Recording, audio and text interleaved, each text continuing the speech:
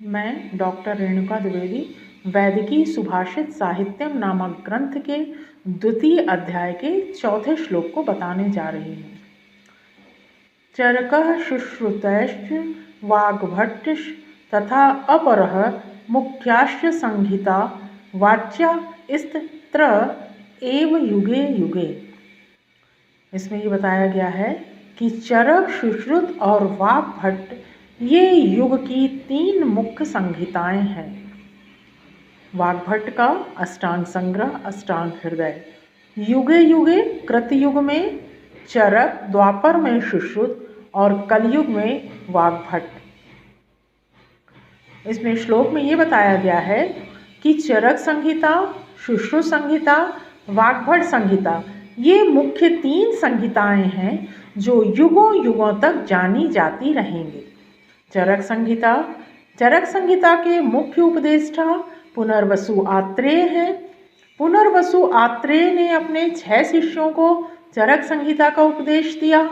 उसमें से जो मुख्य उनके मेधावी शिष्य थे अग्निवेश, उन्होंने पुनर्वसु आत्रेय के उपदेशों को एक तंत्र के रूप में लिखा। इस तंत्र का नाम अग्निवेश तंत्र रखा गया। अग्निवेश तंत्र को चरक ने प्रतिसंस्कृत करके आधुनिक जो चरक संहिता है उसकी रचना की थी।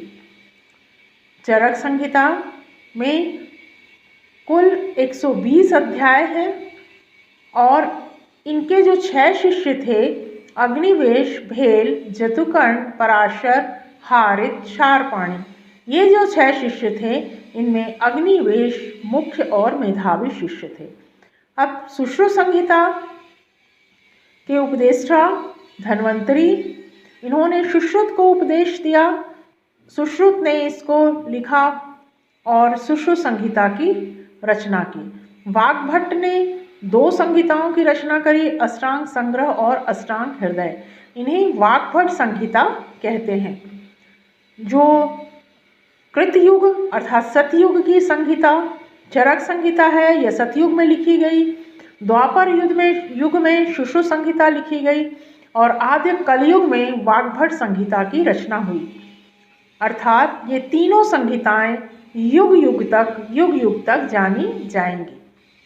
चरकः शुश्रुतैश्च वाग्भट्टश्च तथा अपरः मुख्याश्च संहिता वाच्या स्त्र एव युगे युगे। वाचा मतलब वचन, वाच्य की गई, बोली गई।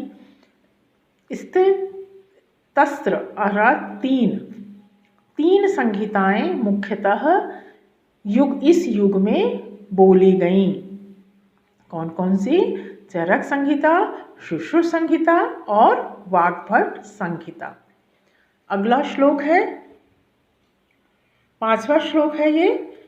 अग्निवेशे कृते तंत्रे चरक प्रतिसंस्कृते यदि हास्ति तद अन्यत्र यन्ने हास्ति न तत् क्वचित्। अर्थात चरक संहिता जिसके उपदेष्टा पुनर्वसु आत्रेय थे, उन्होंने अपने 6 शिष्यों को अग्निवेश, भेल, जतुकर्ण, पराशर, हारित और क्षारपाणी, इन 6 शिष्यों को उपदेश दिया। ये जो 6 शिष्य थे इसमें अग्निवेश मेधावी थे। उन्होंने पुनर्वसु आत्रेय के उपदेशों को यथावत ग्रहण करके अग्निवेश तंत्र में संकलित किया।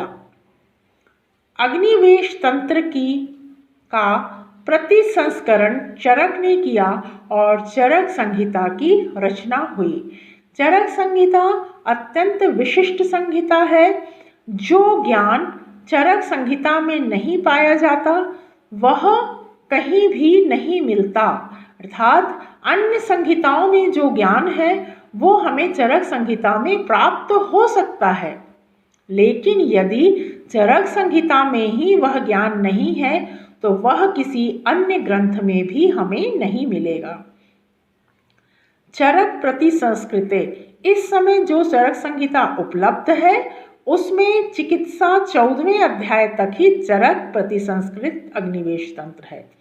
चिकित्सा के अंतिम 17 अध्याय कल्प और सिद्धि ये दृढ़ बल द्वारा संपूरित है, अर्थात इन 17 अध्यायों की रचना दृढ़ बल ने करके चरक संहिता को पूर्ण किया। इसमें चरक संहिता के जो संपूरक कहते हैं दृढ़ बल को, और प्रतिसंस्करण कर्ता कहते हैं चरक को। तो अर्थात अग्निवेश कृते, अग्निवेश के द्वारा रचित तंत्र चरक ने प्रतिसंस्कृत करके चरक संहिता की रचना करी। यदि अन्य संहिताओं में कोई ज्ञान है तो वो चरक संहिता में हमें प्राप्त हो सकता है, लेकिन यदि चरक संहिता में ही नहीं है तो वह ज्ञान हमें अन्य किसी संहिता में नहीं मिल सकता है। चरक ने काय चिकित्सा की अत्यंत दुर्लभ प्रति लिखी है। चरक का ग्रंथ काय चिकित्सा का ग्रंथ माना जाता है। चिकित्सा सबसे उत्तम चरक की है और सुश्रुत का सबसे श्रेष्ठ शारीर स्थान है और चरक का चिकित्सा स्थान। वाग्भट्ट का श्रेष्ठ है, कौन सा स्थान श्रेष्ठ है? सूत्र स्थान। इस प्रकार से चरक संहिता अग्निवेश कृते, अग्निवेश तंत्र से प्रतिसंस्कृत होकर चरक संहिता बनी है। उसके बाद 6वां श्लोक देखेंगे।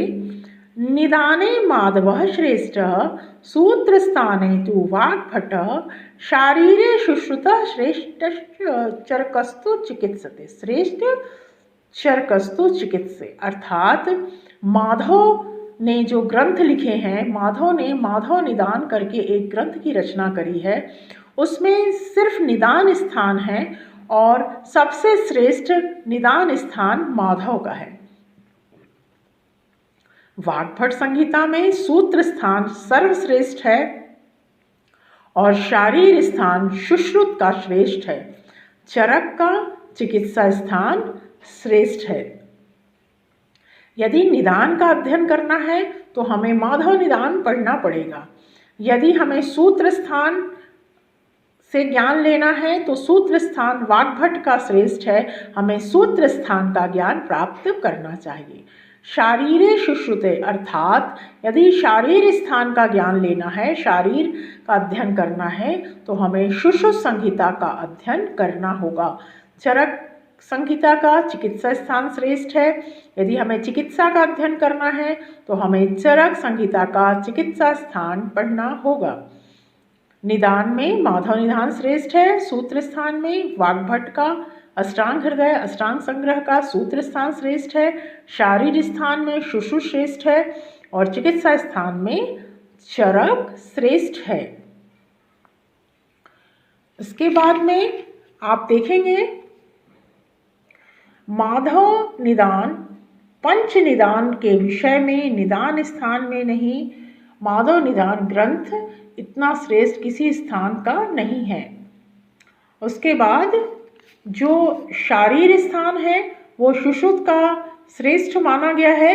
सर्जरी सुश्रुत की श्रेष्ठता और विशेषता है, इसका स्पष्ट निर्देश हमें मिलता है। प्लास्टिक सर्जरी संधान शस्त्र चिकित्सा सुश्रुत की दुनिया को देन है, अर्थात प्लास्टिक सर्जरी सुश्रुत ने विकसित की थी।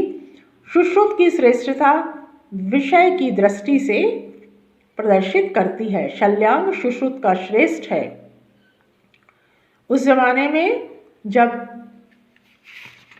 बौद्ध धर्म था तो सुश्रुत का जो चीर फाड़ वाला शल्य तंत्र को लोग मान्यता नहीं देते थे, इसे हिंसा माना जाता था। इसलिए सुश्रुत का शल्य उस समय श्रेष्ठ नहीं लोग समझ सके और इसके लिए सुश्रुत का शारीर स्थान का अध्ययन किया गया तो शारीर स्थान को श्रेष्ठ माना गया।